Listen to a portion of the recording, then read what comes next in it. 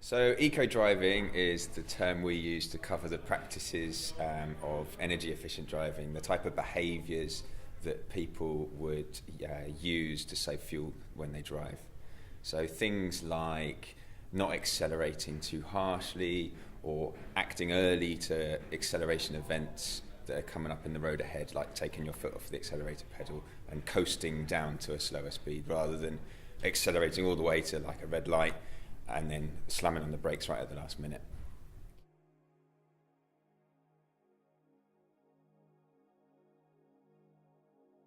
So eco-driving as a kind of group of behaviours can save people different amounts of fuel. Obviously people have different driving styles, but industry and academia agree that more or less 10% as an average figure could be saved by the normal driver.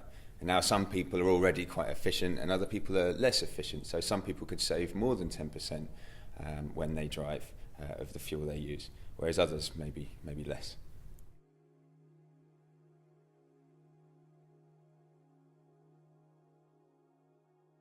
So transport as a whole is a massive proportion of the CO2 that we emit as a society. Something like a third of all our emissions come from the private vehicle. So that's not including rail or freight or air, but just people in their cars.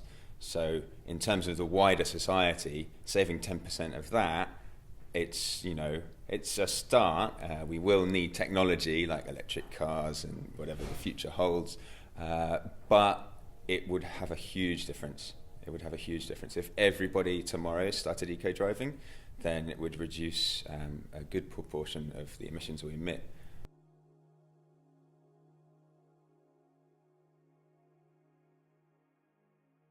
So my project in eco-driving was looking at how to encourage people to do it and how to help them do it when they're in their cars. There are lots of different things you could do. You could do eco-driving training, you could tell people afterwards what they did wrong and what they did right. But what I looked at specifically was in-vehicle information.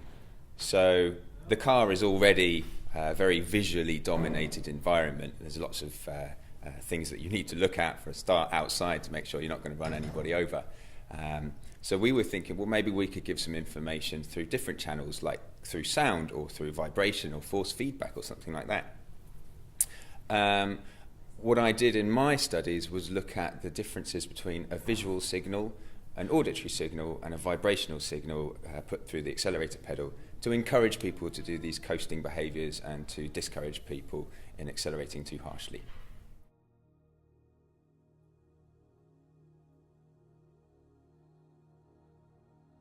There's interesting work gone into radar and interconnected cars. So for example, when you're driving to a traffic light, your car could potentially talk to that traffic light and the traffic light will tell the car, look, I'm going to turn red.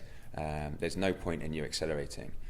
You might as well take your foot from the accelerator and cruise down to a stop. But then the opposite is true. So you might be coming up to a traffic light and you can see it's red in the distance, but your car, it can tell the car, for example, that, oh no, I'm going to turn green in 3 seconds. There's no point you decelerating. You might as well keep that momentum and continue on, because by the time you get here, you'll be able to pass right through. So that's what I think. In the vehicle to grid, vehicle to vehicle, and working with these kind of in-vehicle technologies to help people use their car in the most efficient way.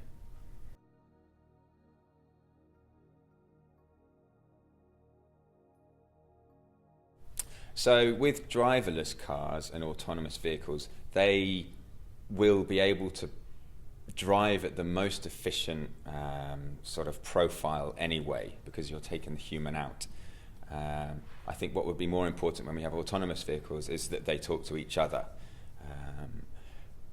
I am not sure that autonomous vehicles are as close as some of the newspaper headlines think, and also people like driving. So I think in the distant future, autonomous vehicles will probably reduce the need for manual eco-driving.